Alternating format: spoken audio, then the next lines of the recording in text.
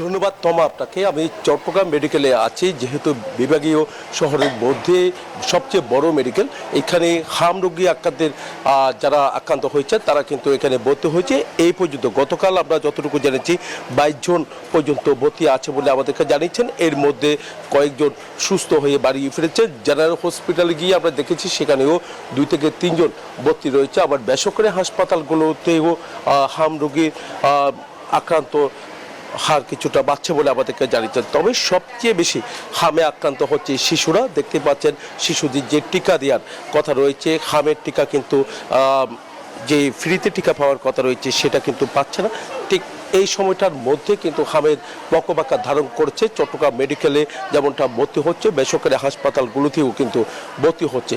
তো সরকারও চেষ্টা করছেন, এমনকি সিভিল সার্জনের সাথে আমরা কথা বলেছি, তারা যেমনটা জানিয়েছেন যে হামে আক্রান্তের হার যেহেতু বাড়ছে, তাদের যথাসময়ে টিকা দেওয়ার কাজটা কিন্তু করার জন্য কিন্তু সরকার চেষ্টা করছেন।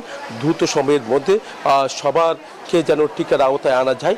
হাম আক্রান্ত রোগী যেহেতু আগে কিন্তু হাম আক্রান্ত রোগীদের মহামারী আকার ধারণ করেনি, এবার কিন্তু আমরা দেখতে পাচ্ছি কিছুটা বাড়তে শুরু করেছে। সবচেয়ে বেশি আমরা দেখতে পাচ্ছি গ্রাম অঞ্চলের যারা বসবাস করেন তারাই কিন্তু আক্রান্ত হয়ে চট্টগ্রাম মেডিকেলে ভর্তি হয়েছেন। তো এখানে যারা হামে আক্রান্ত রোগীর স্বজন যারা আছেন তারা যেমনটা জানিয়েছেন যে চট্টগ্রাম মেডিকেলের চিকিৎসক যারা আছে তারা আপ্রাণ চেষ্টা করে যাচ্ছেন, চিকিৎসা দেওয়ার জন্য চেষ্টা করছেন। তারা বলছেন যে এখানে অনেকজন সুস্থ হয়েছেন, তবে বেসরকারি যে মেডিকেলগুলো আছে সেখানে কিন্তু ভর্তি রয়েছে।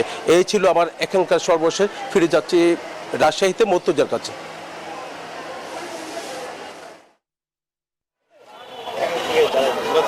জয়, রাজশাহী মেডিকেল কলেজ হাসপাতালে এই মুহূর্তে 93 জন হামের উপসর্গ নিয়ে শিশু কিন্তু ভর্তি রয়েছেন। এর মধ্যে গত 24 ঘন্টায় হামের উপসর্গ নিয়ে 34 জন শিশু ভর্তি হয়ে চিকিৎসা নিচ্ছেন। তবে এখনো আইসোলেশন ওয়ার্ডের যে বেডের সংকট সেটি কাটেনি। হাম আক্রান্ত যে শিশুরা রয়েছে তাদেরকে অন্যান্য যে শিশু রোগী রয়েছে তাদের সাথে রেখেই এখনো চিকিৎসা দেওয়া হচ্ছে। ফলে আক্রান্তের সংখ্যা আরো বাড়তে পারে বলে কিন্তু জানিয়েছেন। আর একই সাথে রাজশাহী বিভাগের বিভিন্ন জেলাতেও কিন্তু হামের যে সংক্রমণ সেটি দ্রুত ছড়িয়ে পড়ছে। আর রাজশাহী মেডিকেল কলেজ হাসপাতালের যে আইসিইউ সংকট সেটি এখনো অব্যাহত রয়েছে। এমন বাস্তবতায় রাজশাহী মেডিকেল কলেজ হাসপাতালে পরিদর্শনে আসবেন স্বাস্থ্য অধিদপ্তরের মহাপরিচালক এবং তিনি বিভাগীয় স্বাস্থ্য কর্মকর্তাদের সাথে কথা বলবেন। হাম কিভাবে দ্রুত ছড়ানো যেন বন্ধ করা যায় এবং কিভাবে যেন আরো চিকিৎসা ব্যবস্থা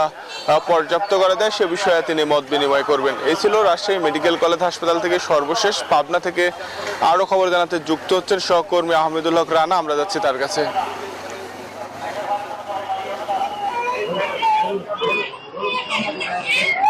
ধন্যবাদ মর্তুজা। আপনি যেমনটি রাজ্যের কথা বলছিলেন মর্তুজা, পাবনা জেনারেল হাসপাতালে আমি এখন অবস্থান করছি শিশু ওয়ার্ডের পাশে। এই শিশু ওয়ার্ডের যেখানে হাম আক্রান্ত রোগীদের ভর্তি করা হয়েছে, সর্বশেষ তথ্য অনুযায়ী আজকে 4 জন, গত 24 ঘন্টায় 4 জন হাম আক্রান্ত শিশু সহ মোট 21 জন রোগী এখন হাম ওয়ার্ডে ভর্তি রয়েছে। এবং আপনারা জানেন যে পাবনা জেনারেল হাসপাতাল 250 শয্যা বিশিষ্ট, এর মধ্যে শিশু বেডের সংখ্যা মাত্র 38টি। এই 38টি বেডের বিপরীতে এখন আজকে পর্যন্ত রোগী ভর্তি আছে প্রায় 182 জন। প্রায় বিপুলের প্রায় 6 জন সংখ্যক রোগী ভর্তি হওয়ার কারণে এখানে চিকিৎসা সেবা কিছুটা ব্যাহত হচ্ছে। তবে এখানকার সহকারী পরিচালক এবং চিকিৎসকরা যেটা জানিয়েছেন, পাবনা জেনারেল হাসপাতালে এখন পর্যন্ত হাম আক্রান্ত কোনো শিশুর মৃত্যুর ঘটনা ঘটে নাই এবং যারা ভর্তি আছে তাদের মধ্যে প্রতিদিনই 2 জন 3 জন 4 জন করে চিকিৎসা সেবা নিয়ে বাসায় ফিরে যাচ্ছে।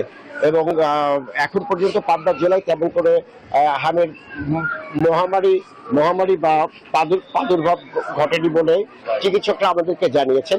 পাবনা থেকে হাম আক্রান্ত রোগীর ব্যাপারে এটা ছিল আমার কাছে সর্বশেষ তথ্য। ফিরে যাচ্ছি স্টুডিওতে।